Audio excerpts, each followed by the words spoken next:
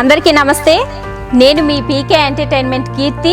జ్ఞానవాహిని life magic the complete show episode 5కి స్వాగతం, సుస్వాగతం. కత్తి కంటే కలం గొప్పది అని ఎందుకు అంటారో తెలుసా? కత్తి కేవలం ఒక మనిషి జీవితాన్ని మాత్రమే మార్చగలదు, కానీ ఒక జర్నలిజం చేతిలో కలం సమాజ ఆలోచనలను మార్చగలదు. ప్రజాస్వామ్యానికి 4వ స్తంభం జర్నలిజం. అధికారాన్ని ప్రశ్నించే ధైర్యం, ప్రజల గొంతుగా నిలిచే బాధ్యత, నిజాన్ని నిర్భయంగా ప్రజల ముందుకు తీసుకొచ్చే నిబద్ధతకు ప్రతీక జర్నలిజం. ప్రతి వార్త వెనుక ఒక పరిశోధన ఉంటుంది, ప్రతి శీర్షిక వెనుక ఒక బాధ్యత ఉంటుంది, ప్రతి నిజం వెనుక ఒక జర్నలిస్టు పోరాటం ఉంటుంది.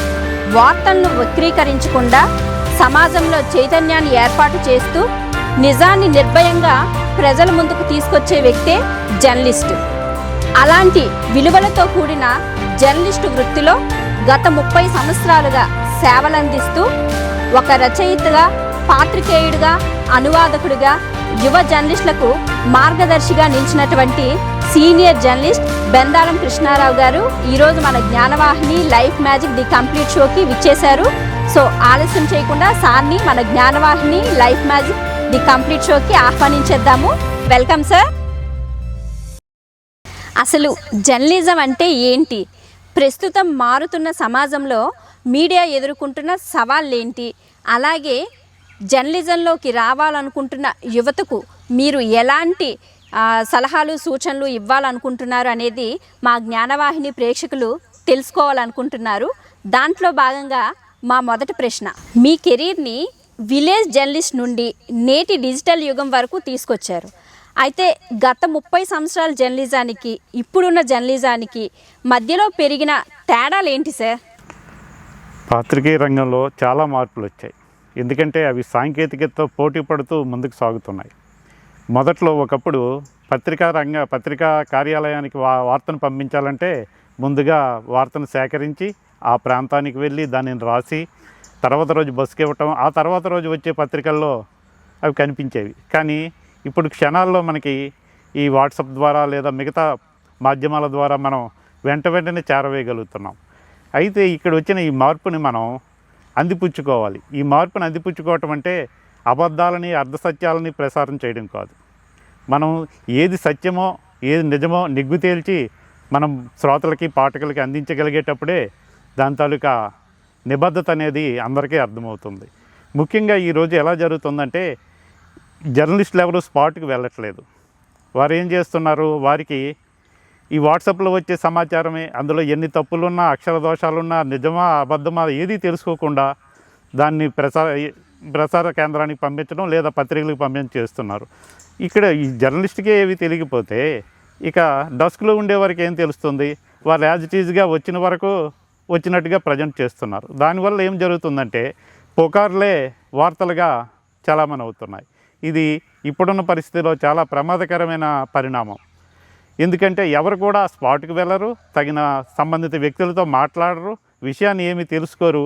కానీ తమకు అందిన సమాచారమే అది నిజమని నమ్మి ప్రసారం చేస్తుండడంతో ఒకప్పుడు ఒక సామెత ఉండేది, అదిగో పులంటే ఇదిగో తోక అని చెప్పి. ఆ విధంగా ఇప్పుడు జర్నలిజం తయారైంది. ఏంటంటే నిర్ధారణ చేసుకోకుండానే సమాచారాన్ని ప్రజల మీదకి విడిచిపెడుతున్నారు. ప్రజలు కూడా ఆలోచించట్లేదు. ఎందుకంటే ప్రజలు కూడా ఎలా అయిపోయిందంటే ప్రేక్షకులు లేదా వీక్షకులు మనం ఏమనుకున్నా సరే వారు కూడా మతాల వారి, కులాల వారి లేదా వర్గాల వారి విడిపోయి ఉన్నారు. దానివల్ల ఏమవుతుంది, వారికి నచ్చిన విషయాన్ని మరిన్ని అతిశయోక్తులు అల్లి ప్రచారం చేస్తున్నారు. దాంతో సామాన్య పాఠకులకి ఏది నిజమో ఏది అబద్ధమో తెలుసుకోలేని సందిగ్ధ పరిస్థితి ఏర్పడిందని నా అభిప్రాయం. ఓకే సార్, మీరు చెప్పిన దాన్ని బట్టి చూస్తుంటే గత 30 సంవత్సరాల కంటే ఇప్పుడు జర్నలిజం అనేది చాలా చేంజెస్ అయ్యాయి అనేది అర్థమవుతుంది. సోషల్ మీడియా అనేది ప్రతి వ్యక్తిని వార్తా ప్రసారకుడిగా మార్చుతుంది. ఈ సిటిజన్ జర్నలిజం అనేది ప్రజాస్వామ్యానికి బలమా లేదా దానివల్ల ఏమైనా ప్రమాదం ఉందంటారా? చాలా మంచి ప్రశ్న అడిగారు. ముఖ్యంగా సిటిజన్ జర్నలిజం, అసలు సిటిజన్ జర్నలిజం అంటే ఎందుకు వస్తుంది?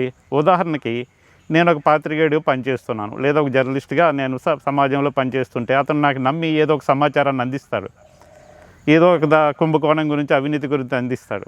అలాంటప్పుడు నేనేం చేయాలి? వాటిని నిజాలు నిగ్గు తేల్చి సంబంధిత అధికారి లేదా రాజకీయ నాయకుడు వాళ్ళతో మాట్లాడి నేను ఆ సమాచారాన్ని సక్రమంగా వెల్లడి చేయాల్సి ఉంటుంది. కానీ ఇప్పుడున్న పత్రికలు మీడియా రంగం గురించి మరి వేరేగా చెప్పక్కర్లేదు. ఎందుకంటే అవన్నీ కూడా బాగా డబ్బున్న సంస్థలు, అదేవిధంగా మరోపక్క రాజకీయ నాయకులు నిర్వహిస్తున్నవే. కాబట్టి ఏ సమాచారం కూడా ఖచ్చితంగా ఉండట్లేదు. దాంతో ఏంటవుతుంది, ప్రజలే తమ వాయిస్ వినిపించడానికి సిటిజన్ జర్నలిస్టులుగా ముందుకు వస్తున్నారు. ఇది ఆహ్వానించదగ్గ పరిణామమే. అయితే ఈ సిటిజన్ జర్నలిజంలో కూడా ఇందాక మరి మనం మాట్లాడుకున్నాం, ఈ వర్గాల వారి, ప్రాంతాల వారి, కులాల వారి విడిపోయి ఉండడం వల్ల ఈ అసత్యాలు, అబద్ధాలని కూడాను వాళ్ళు ప్రసారం చేస్తున్నారు. అది మనం తెలుసుకోవాలి. అంటే ప్రతి ఒక్కటి కూడాను మనం ప్రేక్షకుడు అనేవాడు విచక్షణతో ఆలోచించాలి. ఇది ఎంతవరకు నాకు పనికొస్తుంది, దీని మీద మనం ఎంతవరకు అవగాహన పెంచుకోగలుగుతున్నామనే చర్చ వాళ్ళకి జరగాలి. జరిగేటప్పుడే అది మంచా చెడా అని తెలుసుకుంటాడు. ఎలాగూ చెడు అనేది చాలా వేగంగా ప్రచారం జరుగుతుంది, మంచి అనేది చాలా తక్కువగా స్ప్రెడ్ అవుతుంది. కాబట్టి మంచిని ముందుగా గుర్తించే అవకాశం అనేది వస్తుంది. సిటిజన్ జర్నలిస్టులు కూడా చాలామంది నిబద్ధతతో పనిచేసే పాత్రికేయులు ఉన్నారు. అలాంటి వారందరూ మన స్వాగతం పలుకుతూనే అబద్ధాలు, అసత్యాలు ప్రచారం చేసేవారిని వీలైనంత వరకు దూరం పెడితేనే ఈ సోషల్ మీడియాని మనం సమర్థవంతంగా వినియోగించుకున్నట్టు అవుతుంది. టీఆర్పీలు, వ్యూస్, లైక్స్ కోసం వార్తల్లో నాణ్యత తగ్గుతుంది అనే విమర్శలు వినిపిస్తున్నాయి.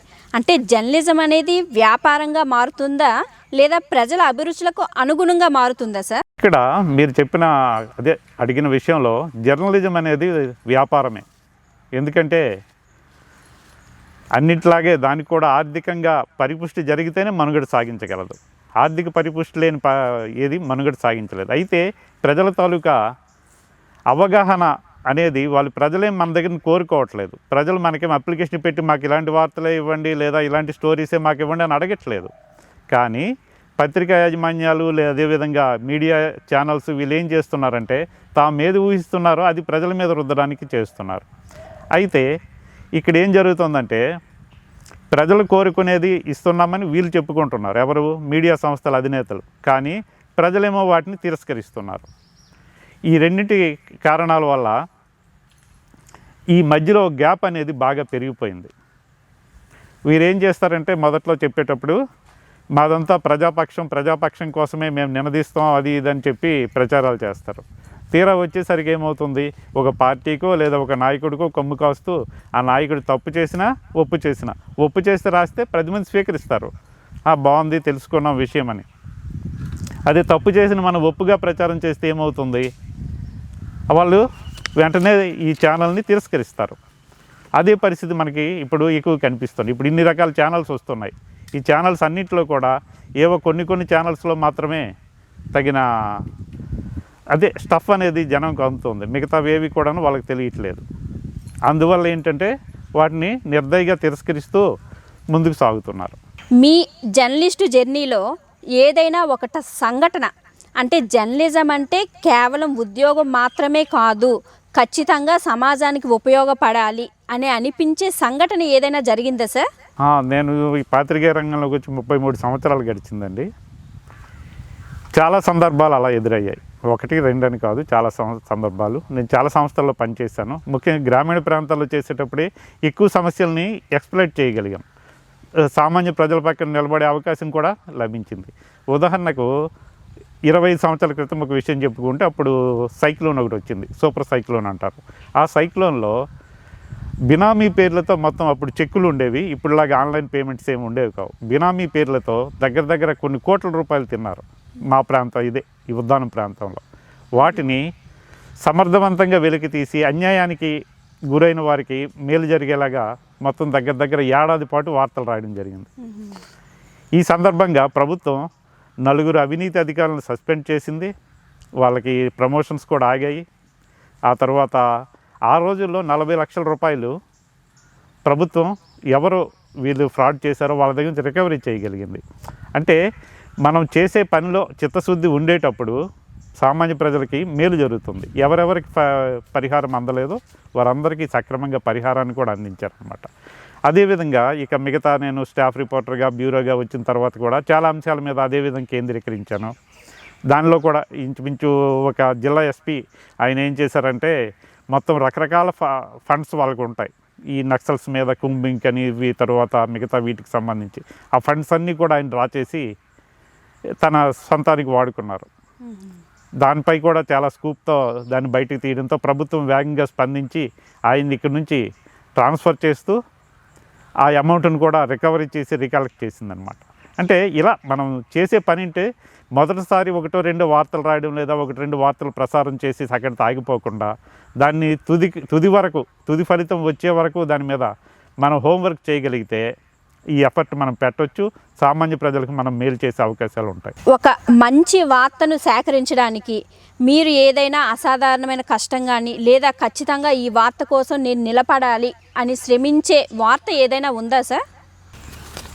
ఉన్నాయండి, చాలా సంఘటనలు ఉన్నాయి. ముఖ్యంగా ఇప్పుడున్న పరిస్థితులు అయితే మనకి సమాచార హక్కు చట్టం ఇవి అవి అని మనకి అందుబాటులోకి వచ్చాయి. అంటే సమాచారం మనం అడుగుతాం, వారు మనకి ఇచ్చిన తర్వాత దాన్ని మనం పత్రికలో ప్రజెంట్ చేయటం లేదా మీడియా ద్వారా తెలియజేయటం చేయగలుగుతున్నాం. గతంలో అయితే ఇలాంటి వెసులుబాట్లు ఏం లేవు. అంటే 2005 ముందు సంగతి నేను చెప్తున్నాను. అప్పుడు ఎలా ఉండేదంటే ఒక సమాచారం సేకరించాలంటే చాలా కష్టపడాలి. బాధిత వ్యక్తులతో మాట్లాడుతూ పాటు అవతల మిగతా సోర్సెస్ నుంచి కూడా సమాచారాన్ని సేకరించాలి. దానికోసం కష్టపడిన సంఘటనలు చాలా ఉన్నాయి. ముఖ్యంగా మీకు ఇందాక చెప్పాను కదా, ఈ స్కామ్స్ ఇలాంటివి రకరకాలు జరిగాయి. ఉదాహరణకు వంశధారలో షట్టర్స్ కుంభకోణం, దానికి సంబంధించి చాలా వివరాలు సేకరించాల్సి వచ్చింది. అప్పటికి ఇవన్నీ ఉన్నప్పటికీ కూడా అవినీతి పరులైన అధికారులు వారి సమాచారం ఇవ్వరు. వాళ్ళు ఏం చేస్తారు, ఇవ్వకపోతే ఇంకా మనం పైకి అప్పీల్ చేసుకోవటం, ఇంకా ముందుకు వెళ్ళటం ఇవన్నీ జరుగుతాయి. అలాంటప్పుడు ఏం చేస్తామంటే జనరల్గా కొంతమంది స్కూప్ మనకి ఉంటుంది ప్రతి కార్యాలయంలోనూ. వారిని అంటే మనమంటే అభిమానించే వారికి కొందరు ఉంటారు కాబట్టి వారి ద్వారా లోతులకు వెళ్ళి సమాచారం సేకరించే పరిస్థితులు ఎదురవుతాయి. ఆ టైంలో బెదిరింపులు రావచ్చు, ఇంకా ఎన్ని రావచ్చు. నాకైతే ఇలాంటి సందర్భాల్లో ఇంచుమించు 2 పార్టీల నాయకుల నుంచి కూడా చాలా థ్రెటన్స్ కూడా వచ్చాయి. వాళ్ళ పేర్లు ఇప్పుడు నేను చెప్పను, ఎందుకంటే వాళ్ళకి తెలుసు. అంటే నేను నా జర్నలిజం కెరీర్ నుంచి వాళ్ళ పొలిటికల్ కెరీర్ కూడా అప్పుడు స్టార్ట్ అయిన మనుషులు అనమాట. అంటే ఏకవచనంతో నన్ను సంబోధించే వాళ్ళే అయినప్పుడు కూడా వాళ్ళు ఇలా చనువుతో కావచ్చు లేదా వాళ్ళ కసి కోపంతో కావచ్చు బెదిరింపు కాల్స్ కూడా చాలాసార్లు వచ్చాయి. అవి వచ్చినప్పటికి కూడా ఏది నేను నిజాయితీ లేదా నిష్పాక్షికత అని నమ్మానో దాన్ని మాత్రం ప్రజెంట్ చేశాను. దేనికి నిబద్ధుడై ఉన్నానో దానికి మాత్రమే. అంటే నేను పనిచేసినంతకాలం ఇప్పుడున్న సంస్థలు ఉండొచ్చు, పనిచేసినంతకాలం ప్రతి యాజమాన్యం కూడా సంస్థ యాజమాన్యం కూడా నేను రాసిన వార్తల్ని లేదా నేను ఇలా ప్రజెంట్ చేసిన దీన్ని ఏమాత్రం సంకోచం లేకుండా వాళ్ళను ప్రజెంట్ చేయగలిగారు. అంటే వారి సహకారంతో నేను ముందుకు సాగాను. అది అంటే నిబద్ధతతో వెళ్ళటం వల్లనే ఇలాంటి బెదిరింపులు ఒత్తిళ్ళు వచ్చినప్పుడు కూడా నేను నా ప్రయాణాన్ని జర్నీని కొద్దిగా దీంతో చేసుకుంటూ ముందుకు సాగుతున్నానని చెప్పగలుగుతాను. సార్, అంటే జర్నలిస్టులు అందరూ కూడా మీలాగా బెదిరింపు కాల్స్ని ఎదుర్కొంటారా లేదా కొంతమంది వరకు మాత్రం ఇది వర్తిస్తుందా? ఎదుర్కొంటారు చాలామంది. బెదిరింపు కాల్స్ మాత్రమే కాదు, వాళ్ళ మీద భౌతిక దాడులు జరుగుతున్నాయి. చాలామంది జర్నలిస్టులను చంపేస్తున్నారు. మనం నిత్యం చూస్తున్నాం. వాళ్ళందరూ నిజాయితీ చిత్తశుద్ధితో పనిచేసిన వారే. ఉదాహరణకి గౌరీ లంకేష్ గారి గురించి మీరు వినుంటారు. ఆమె ఎంతో నిజాయితీతో వార్తలను ప్రజెంట్ ఆవిడ సొంత పత్రిక ఉండేది. ఆ పత్రికలో ఆమె ప్రజెంట్ చేసే వార్తల కారణంగానే కొన్ని మతోన్మాద శక్తులు ఆమెను చంపివేసి ఇలా అంటే చెప్పుకుంటూ పోతే ఇంకా చాలామంది జర్నలిస్టులు ఉన్నారు. నేనెంత వాళ్ళతో పోల్చుకుంటే నాది 1% కూడా ఉండదు. వారు మొత్తం ఈ పాత్రికేయ రంగానికి అంకితమై తమ జీవితాలనే త్యాగం చేసిన వాళ్ళ నిబద్ధతతో ఎంతోమంది ఉన్నారు. కానీ నిజాయితీగా పనిచేసే జర్నలిస్ట్కి బెదిరింపులు ఒత్తిళ్ళు తప్పదు. ఇంకో విధంగా భౌతిక దాడులు కూడా జరుగుతూనే ఉంటాయి. అయినప్పటికి కూడాను నమ్మిన సత్యం కోసం ఆచరించిన మనస్సాక్షి ఏం చెప్పిందో అది ఆచరించడానికి ముందుకు సాగుతున్న వారు చాలామంది ఉన్నారు. అలాంటి వాళ్ళకి మనం ఎప్పుడూ చిరస్మరణీయులు. వాళ్ళని గుర్తించుకుంటూ మనం ముందుకు సాగాలి. అంటే నిజాయితీగా జర్నలిస్టులు ఎవరైనా పనిచేస్తే ఖచ్చితంగా ఇలాంటి సవాళ్ళను ఎదుర్కోవాల్సి వస్తుంది అనేది మీ అనుభవం ద్వారా మాకు తెలియచేశారు.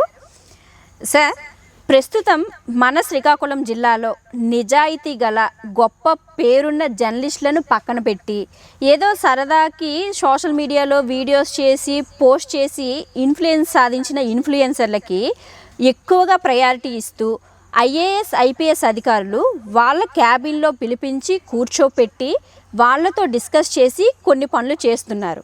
అంటే ఒక ఐఏఎస్ ఐపీఎస్ ఆఫీసర్కి కానీ జర్నలిస్ట్కి కానీ లేని నాలెడ్జ్ ఇన్ఫ్లుయెన్సర్స్ దగ్గర ఉంది అనేది వాళ్ళ ఆలోచన. దీనిపై మీ ఉద్దేశం ఏంటి సార్?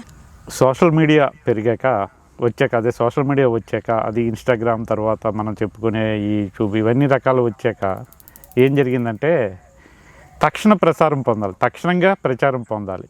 దానికోసం పేపర్కి పిలిచి ఒక ఇంటర్వ్యూ లేదా ప్రెస్ మీట్ పెడితే అది 2వ రోజుకి చేరుతుంది. అదేవిధంగా టీవీకి ఇచ్చేటప్పుడు కూడా అది ఏమవుతుంది, లైవ్లో రాదు. కేవలం ఇన్స్టాగ్రామ్ వీటి వల్ల ఏంటంటే లైవ్లో ఎంత చిన్న క్లిప్ కూడా వస్తుంది, రీల్స్లో వీటిలో. ఈ కారణంగా ఏం చేస్తున్నారంటే ఈ సోషల్ మీడియా ఈ ఇన్ఫ్లుయెన్సర్ అంటే ఇదేదో పెద్ద సమర్థత ఉన్న వ్యక్తులుగా వీళ్ళు భ్రమపడుతున్నారు, ఐఏఎస్ ఐపీఎస్. అంతే తప్ప నిజాయితీ నిబద్ధత ఉన్న జర్నలిస్టుల తాలూకా అనుభవంతో పోల్చుకుంటే వీరికి అవగాహన రాహిత్యం విపరీతంగా ఉంటుంది. ఎవరికి? ఇన్ఫ్లుయెన్సర్స్కి. అవతల వారికి అవగాహన ఉండదు. వారు ఏం చెప్తే అదే నిజమని నమ్మే పరిస్థితి ఈ ఐఏఎస్ ఐపీఎస్ ఆఫీసర్లో ఉంది. దానివల్ల ఏంటంటే వాళ్ళు ఏదో సమస్యను తక్షణంగా తాము చెప్పిన వెంటనే వచ్చేసింది అనే విధంగా చేస్తున్నారు. వీళ్ళే వెంటనే ప్రజెంట్ చేయగలుగుతున్నారు కాబట్టి వీళ్ళకి మనం విషయాన్ని వివరించాలని చెప్పి వీళ్ళని ప్రయారిటీ ఇస్తున్నారు. కానీ అది కేవలం ప్రచారాన్ని పొందడం తప్ప నిజమైన నిబద్ధతతో కూడినదైతే కాదు. దానివల్ల నష్టమే తప్ప దానివల్ల ప్రయోజనం అయితే ఈ అధికారులకు ఉండదని నా అభిప్రాయం. అంటే కేవలం ఐఏఎస్ ఐపీఎస్ అధికారులు మాత్రమే కాదు సార్, రాజకీయ నాయకులు కూడా ఎక్కువగా ఇన్ఫ్లుయెన్సర్స్కే ప్రయారిటీ ఇస్తున్నారు. అంటే సోషల్ మీడియాలో ఎక్కువగా ఉండడం వలన ప్రజలకు దగ్గరగా ఉండొచ్చు అనే ఆలోచన, లేదా ఓట్ల కోసం వేసే రాజకీయ వ్యూహమా? ఇది ఖచ్చితంగా ఓట్ల కోసం వేసే రాజకీయ వ్యూహం. ఎందుకంటే ప్రజలకు దగ్గర అవ్వడం అనేది ఇప్పుడున్న పరిస్థితిలో ఏ రాజకీయ నాయకుడికి సాధ్యం కాదు. ఎందుకంటే విధాన నిర్ణయాలు ఒకలా ఉంటాయి, మేనిఫెస్టో ఒకలా ఉంటుంది, దాన్ని అమలు చేసే వాళ్ళు ఒకలా ఉంటారు. అది గ్రౌండ్ లెవెల్కి వచ్చేసరికి వీళ్ళపైనే తిరగబడతారు ప్రజలు. కాబట్టి వీళ్ళు ఏం చేస్తారంటే ఈ ఇన్ఫ్లుయెన్సర్ల మీద ఆధారపడుతున్నారు. వాళ్ళు చెప్పే అబద్ధాలని ప్రజల్లోకి తీసుకువెళ్ళే ప్రయత్నాలు చేస్తున్నారు. కారణంగానే ఈ ఇన్ఫ్లుయెన్సర్స్కి ఎక్కువగా ప్రయారిటీ ఇస్తూ వాళ్ళని వెనక్కి తిప్పించుకుంటున్నారు. ఇంకా కొంతమంది చోట నాయకులు ఉంటారు, వీళ్ళే ఈ సోషల్ మీడియా ఇన్ఫ్లుయెన్సర్స్ అవతారం కూడా ఎత్తేస్తున్నారు. ఎందుకంటే ఇప్పుడు ప్రతి పార్టీ కూడా సోషల్ మీడియా విభాగం ఉంది. ఆ విభాగాన్ని చేతుల్లో పెట్టుకొని ప్రజలకు రోజు అబద్ధాలు అర్ధసత్యాలు తెలియజేయడమే వీళ్ళ పనిగా మారిపోయింది. అదేవిధంగా ప్రత్యర్థుల మీద కావాలని బురద జల్లటం ఇలాంటివి కూడా వీళ్ళు చేస్తున్నారనమాట.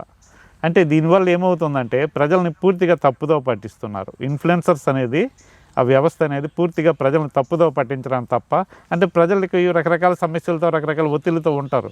వీళ్ళు ఏది చెప్పిన వెంటనే వినేస్తారు, అలా జరిగింది అనుకుంటారు.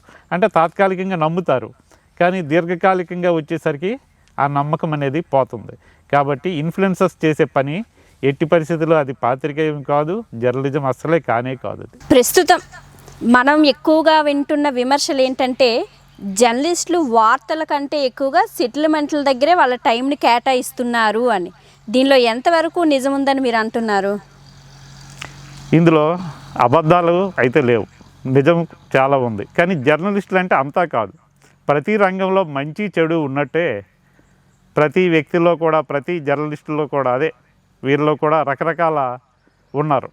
కేవలం పాత్రికేయ నిబద్ధతతో పనిచేసేవారు అంటే రాను ఇప్పటికైతే తగ్గిపోయింది.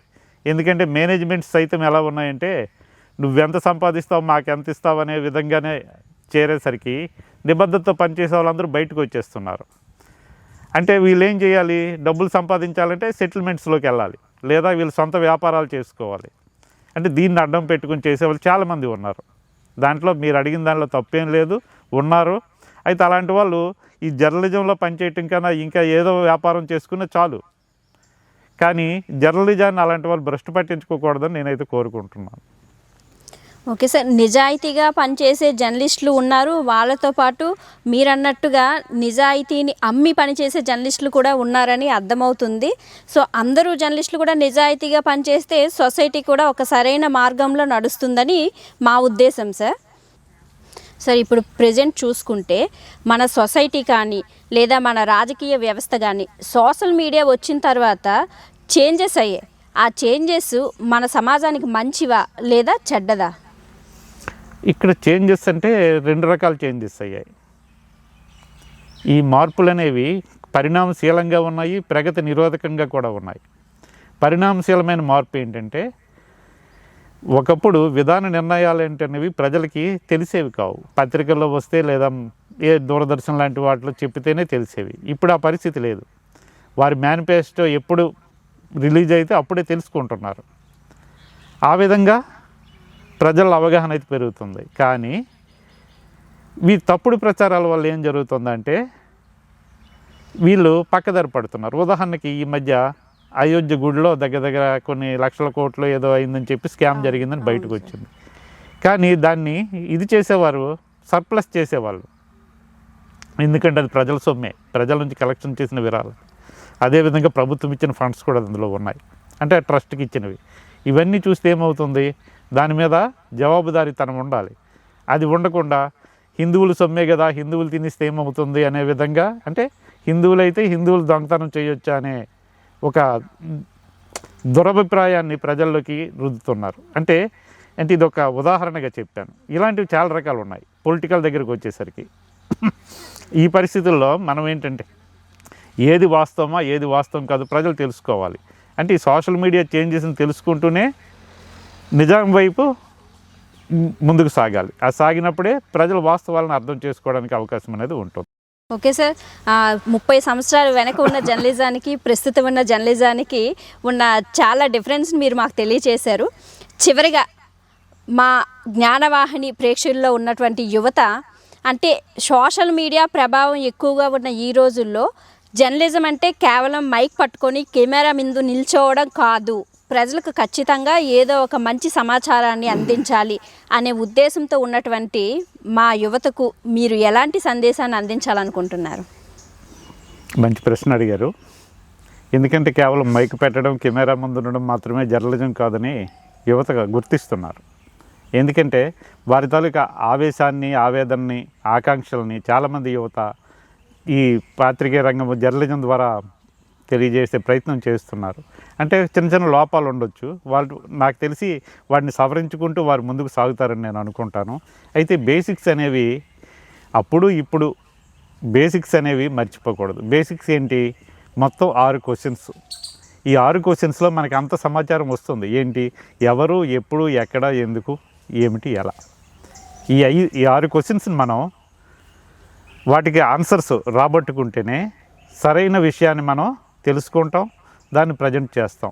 ఆ దిశగా యువత కృషి చేయాలి. ఎందుకంటే ప్రతి ఒక్కటి కూడాను ఏదో మనకున్న రంగు కళ్ళద్దాల నుంచి చూడటం మానేవాళ్ళు. ముందుగా మనకున్న పార్టీ దృష్టో, లేదంటే మనకి గతంలో పెద్దలు ఏదో బోధించుకుంటూ వస్తున్నారు కాబట్టి అదే నిజమై ఉంటుందేమో అనే ఒక నమ్మకాలు, ఇలాంటివన్నీ పక్కన పెట్టాలి. ఇప్పుడు ఉదాహరణకి మీరున్నారు, నేనున్నాను. మీరు పుట్టి పెరిగిన వాతావరణం వేరు, నేను పుట్టి పెరిగిన వాతావరణం వేరు. మీ జీవితానుభవాలు వేరేగా ఉంటాయి, నా వేరేగా ఉంటాయి. కానీ నా అనుభవాలే కరెక్టు, అదే నమ్మండి అని మీకు చెప్పలేము. మీరు మీ అనుభవాలు, మీ ఎక్స్పీరియన్సెస్ కరెక్ట్ అని ఇంకొకరిని నమ్మించలేరు.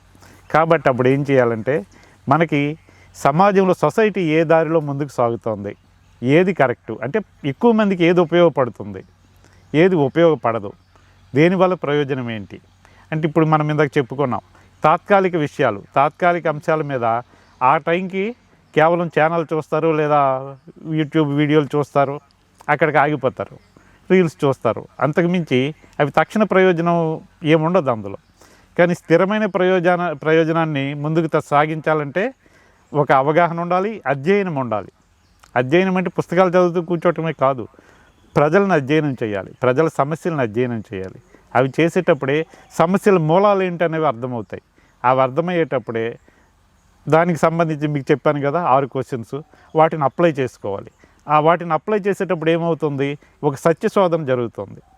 సత్యశోధన జరిగేటప్పుడే మనకు సత్యం ఏంటన్నది, అంతిమ సత్యం అనేది బాధపడుతుంది. అలాంటప్పుడే ఏ జర్నలిస్ట్ అయినా సరే తాను నమ్మిన విషయాన్ని ప్రజలకి అందించగలుగుతాడు, నిష్పక్షపాతంగా అందించగలుగుతాడు. అప్పుడే నిజాయితీ కూడా దానికి తోడవుతుంది. అలాంటి జర్నలిస్టులు ఇంకా ముందుకు రావాలి. ఇప్పటికే చాలామంది జర్నలిస్టులు ఎంతో దీంతో యువ జర్నలిస్టులు వస్తున్నారు. వాళ్ళు ఇంకా ముందుకు రావాలని వాళ్ళంటి వారికి స్వాగతం పలుకుతాం. Thank you sir. ఎన్నో ముఖ్యమైన విషయాలు మా జ్ఞానవాహిని ప్రేక్షకులకు తెలియజేసినందుకు మరొకసారి మా పీకే ఎంటర్టైన్మెంట్ ప్రేక్షకులందరి తరపున హృదయపూర్వక ధన్యవాదాలు తెలియజేసుకుంటున్నాం సార్. మీకు కూడా ధన్యవాదాలండి. మీ పీకే ఎంటర్టైన్మెంట్ ద్వారా Gnanavahini the life magic complete show అనే కార్యక్రమాన్ని మీరు చక్కగా నిర్వహిస్తున్నారు. ఈ కార్యక్రమంలో నన్ను కూడా ఒక భాగస్వామి చేసినందుకు మీకు కూడా ధన్యవాదాలు తెలుపుకుంటున్నాను. ముఖ్యంగా ఈ కార్యక్రమం ఎక్కువ మంది వీక్షకులు చేరేటప్పుడే ఇప్పుడున్న జర్నలిస్టులు మళ్ళీ తమ ఒకసారి చెక్ చేసుకోవాలి. ఎప్పటికీ రీచెక్ చేసుకుంటూనే ఈ రంగంలో ముందుకు సాగుతామని గుర్తించాలి. ఎంతమందికి ఇది ఉపయోగపడినా మన ప్రయత్నం ముందుకు సాగుతుందనే నేనైతే అనుకుంటున్నాను. ధన్యవాదాలు మరోసారి. Thank you sir. జర్నలిజం అంటే కేవలం ఒక ఉద్యోగం కాదు, అది ఒక బాధ్యత. జర్నలిజం అంటే ఒక వృత్తి కాదు, అది ఒక విలువ. మనం ఒక వార్తని కొన్ని నిమిషాల్లో చదివేస్తాం, కానీ ఒక వార్త వెనుక ఒక జర్నలిస్టు గంటల తరబడి చేసిన పరిశోధన ఉంటుంది. ఎన్నో కిలోమీటర్ల ప్రయాణం ఉంటుంది. ఎన్నో ప్రశ్నలు, ఎన్నో నిరాకరణలు, కొన్నిసార్లు ప్రాణాలను సైతం పణంగా పెట్టవలసి వస్తుంది. ప్రజలు నిద్రపోతున్న వేళలో కూడా ఎక్కడో ఒక జర్నలిస్టు నిజాన్ని బయటకు తీసుకొచ్చేందుకు మేలుకొనే ఉంటాడు. ప్రకృతి విపత్తులు జరిగినా, ఎటువంటి ప్రమాదాలు జరిగినా, ఎలాంటి ఘర్షణలు జరిగినా కూడా అందరికంటే ముందు కొన్నిసార్లు జర్నలిస్టే అక్కడికి ముందుగా చేరుకుంటాడు.